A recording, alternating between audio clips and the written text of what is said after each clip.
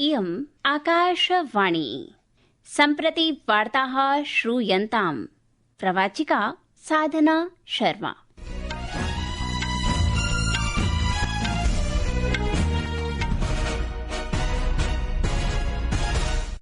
आदौ मुख्याः वार्ताः। ईरान देशात् भारतीय नागरिकाणां सुरक्षितरूपेण प्रत्यावर्तनं सुनिश्चित्य प्रशासनं सर्वविध प्रयत्नं कुर्वदस्ति। उत्तर ईरान देशात् प्रत्यावर्तिताः 350 भारतीयाः छात्राः स्वदेशं समागताः।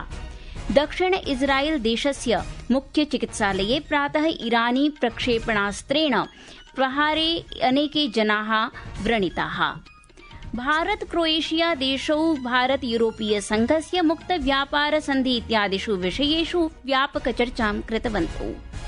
न्यायाधीशस्य यशवन्त वर्मा इत्यस्य आरोपाणाम् अन्वेषणार्थं त्रिसदस्यीय पीठेन निष्कर्षः प्रदत्तः यत् दिल्ली उच्च न्यायालयस्य पूर्व न्यायाधीशस्य निष्कासनाय कार्याचरणारम्भाय पर्याप्तकारणानि सन्ति। अपि च 54 भारतीय संस्थाभिः QS वर्ल्ड यूनिवर्सिटी रैंकिंग इत्यस्मिन् स्थानं लब्धम्, यत्र भारतीय प्रौद्योगिकी संस्थानं IIT दिल्ली इति देशस्य संस्थारूपेण उद्भूता। प्रधानमन्त्री श्रीनरेन्द्र मोदी अस्य स्वागतम् अकरोत्। ईरान देशात् भारतीय नागरिकाणां सुरक्षितरूपेण प्रत्यावर्तनं सुनिश्चित्य प्रशासनं सर्वविध प्रयत्नं कुर्वदस्ति। तथा च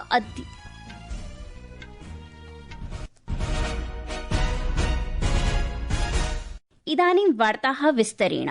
ईरान देशात् भारतीय नागरिकाणां सुरक्षितरूपेण प्रत्यावर्तनं सुनिश्चित्य प्रशासनं सर्वविध प्रयत्नं कुर्वदस्ति। तथा च अद्य भारतीय अभियानस्य सदस्यान् नीत्वा अन्यत् विमानम् आगमिष्यति इति अपेक्षा अस्ति। पूर्वम् उत्तर ईरान देशात् प्रत्यावर्तिताः 350 भारतीयाः छात्राः स्वदेशं समागताः। नवदिल्ल्यां वार्ताहरैः सह वार्तालापं कुर्वन् विदेश राज्यमन्त्री कीर्तिवर्धन सिंहः अवदत् यत् ईरान देशे भारतीय नागरिकाणां निष्कासनार्थं 350तोऽपि अधिकाः अनुरोधाः सर्वकारेण प्राप्ताः।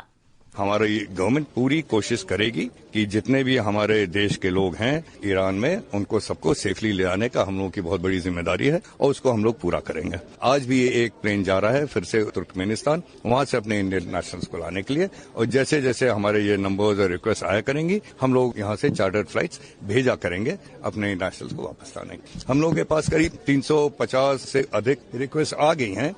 अस्मिन्नेव क्रमे दक्षिणे इस्राएल देशस्य मुख्य चिकित्सालये अद्य प्रातः काले ईरानी क्षेपणास्त्रेण प्रहारं कृत्वा इस्राएल ईरान संघर्षः परमाणु सुविधासु नागरिक मूल संरचनासु च नवीन आक्रमणेन वर्धितः। अतः व्यापकया क्षत्या अनेके जनाः व्रणिताः। सोरोका चिकित्सालये प्रहारः नागरिक चिकित्सा सुविधानां लक्ष्यीकरणे महत्वपूर्णतया वृद्धिं प्रदर्शयति। इस्राएल संचार माध्यमेषु उड्डीयमानानां वातायनानां चिकित्सा संकुलात् प्रचण्ड कृष्णधूमस्य च दृश्यानि दृश्यन्ते। ईरानस्य प्रतीकारः इस्राएल देशेन कृतायाः ईरानस्य नतान्ज परमाणु सुविधायां रात्रौ एव आक्रमणस्य अनन्तरम् अभवत्, यस्मिन् इस्राएल सैन्यस्य वक्तव्यानुसारेण परमाणु शस्त्र विकासाय प्रयुक्त घटकाः उपकरणानि च सन्ति। इस्राएल सैनिकाः ईरानस्य अराक बृहत् जल परमाणु अभियान्त्रिकस्य उपरि अपि आक्रमणं कृतवन्तः इति कथ्यते, यस्य उपयोगेन परमाणु विस्फोटस्य कोर इति आधारं निर्मातुं शक्यते। ईरान देशः अद्य प्रातः इस्राएल देशे आक्रमणस्य 14तमं तरंगं प्रारब्धवान्, यत्र देशे सर्वत्र सामरिक लक्ष्यान् लक्ष्यं कृत्वा नवीनतम प्रहारेण 25तः अधिकानि क्षेपण अस्त्राणि प्रहारितानि।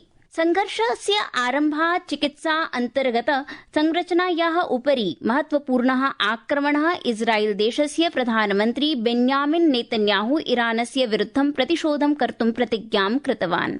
चिकित्सालये आक्रमणस्य अनन्तरं इस्राएल देशस्य रक्षामन्त्री इस्राएल काट्ज इत्यनेन उक्तं यत् इस्राएल देशस्य सैन्यं ईरान देशे सामरिक लक्ष्यविरुद्धं आक्रमणं तीव्रं कर्तुं निर्देशः दत्तः। अमेरिकीय राष्ट्रपतिः डोनाल्ड ट्रम्पः सैन्य हस्तक्षेप विकल्पानां विचारं निरन्तरं कुर्वन् अस्ति, यतः सम्पूर्णे पश्चिमे एशियायां द्वन्द्वस्य विस्तारस्य आशंका वर्तते। ईरानस्य सर्वोच्च नेता आयातुल्लाह अली खामेनेई इत्यनेन वाशिंग्टनं प्रति दृढतया उक्तं यत् ईरानी क्षेत्रे कस्यापि अमेरिकीय प्रहारस्य परिणामः गम्भीरः अपूरणीयः परिणामः भविष्यति, येन वर्धमानासु शत्रुतासु सम्भाव्य अमेरिकीय संलग्नतायाः स्थितिः वर्धते। संस्कृतवार्तायाः संस्करणम् इदानीम् आकाशवाणीतः प्रसार्यते। समम् एव अयं कार्यक्रमः आकाशवाण्याः www.newsonair.gov.in वेबसाइट इत्यत्र अथ news on AIR mobile app इत्यत्र अपि उपलब्धो भविष्यति। रक्षा सचिवः इस्रायलस्य समकक्षश्च पश्चिम एशियायाः संघर्षस्य विषये दूरभाषेण चर्चां कुरुतः। रक्षा सचिवः राजेश कुमार सिंहः इस्रायलस्य रक्षा मन्त्रालयस्य महानिदेशकेन मेजर जनरल अमीर बरम इत्यनेन सह दूरभाषेण वार्तालापं कृतवान्। एतौ पश्चिम एशियायाः वर्तमानस्थितेः विषये अद्यतनविषये चर्चां कृतवन्तौ इति रक्षामन्त्रालयेन सोशल मीडिया माध्यमेन प्रकाशितम्। भारत क्रोएशिया देशौ भारत यूरोपीय संघस्य मुक्त व्यापार संधि इत्यादिषु व्यापक विषयेषु चर्चां कृतवन्तौ। क्रोएशिया देशेन सन्धेः समर्थने पुनरुक्तम्। भारत क्रोएशिया देशाभ्यां चिरकालस्य भारत यूरोपीय संघस्य मुक्त व्यापार संधि विषये चर्चा कृता। क्रोएशिया कनाडा साइप्रस देशानां सफल यात्रायाः अनन्तरं प्रधानमन्त्री मोदी नवदिल्लीं सम्प्राप्तवान्। सः क्रोएशिया देशस्य प्रधानमन्त्रिणा आन्द्रेस प्लेन्कोविच इत्यनेन सह जाग्रेब नगरस्य बेन्स्की ड्वोरी इत्यत्र विस्तृत प्रतिनिधिमण्डलस्तरस्य वार्ताम् अकरोत्। ईयू के साथ हमारी स्ट्रेटेजिक पार्टनरशिप को मजबूत करने में क्रोएशिया का समर्थन और सहयोग बहुत ही महत्वपूर्ण है। हम दोनों इस बात का समर्थन करते हैं कि यूरोप हो या एशिया, समस्याओं का समाधान रणभूमि से नहीं निकलता, डायलॉग और डिप्लोमेसी से ही वही एकमात्र रास्ता है।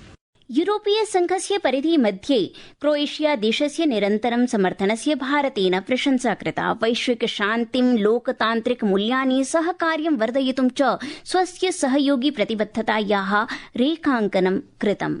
न्यायाधीशस्य यशवन्त वर्मा इत्यस्य निवासस्थाने रूप्यकाणां प्राप्तेः आरोपाणाम् अन्वेषणार्थं निर्मितेन त्रिसदस्यीय पीठेन निष्कर्षः प्रदत्तः यत् दिल्ली उच्च न्यायालयस्य पूर्व न्यायाधीशस्य निष्कासनाय कार्याचरणस्य आरम्भाय पर्याप्त कारणानि सन्ति। हरियाणा पंजाबयोः उच्च न्यायालयस्य मुख्य न्यायाधीशः शीलनागुः, हिमाचल प्रदेश उच्च न्यायालयस्य मुख्य न्यायाधीशः GS संधावालिया, कर्णाटक उच्च न्यायालयस्य न्यायाधीशः अनुशिवरामनश्च समाविष्टाः आसन्। 54 भारतीय संस्थाभिः QS वर्ल्ड यूनिवर्सिटी रैंकिंग इत्यस्मिन् स्थानं लब्धम्, यत्र भारतीय प्रौद्योगिकी संस्थानं IIT दिल्ली इति देशस्य शीर्ष संस्थारूपेण उद्भूता। QS वर्ल्ड यूनिवर्सिटी रैंकिंग इत्यस्मिन् अभिलेखात्मकं 54 भारतीय संस्थानां स्थानं प्राप्तम्। अस्मिन्नेव क्रमे भारतीय प्रौद्योगिकी संस्था IIT दिल्ली देशस्य शीर्षस्था संस्था अस्ति। रूसस्य राष्ट्रपतिः व्लादिमीर पुतिनः इस्राइल ईरान देशयोः द्वन्द्वं समापनार्थं मध्यस्थता प्रस्तावम् अकरोत्। ऋतुविभागेन उक्तं यत् गुजरात, केरल, माहे, पश्चिम बंगाल, सिक्किम, मध्यप्रदेश राज्यानां पूर्वोत्तर राज्यस्य केषुचित् भागेषु अपि प्रचण्ड वृष्टिः भविष्यति इति वार्ताः।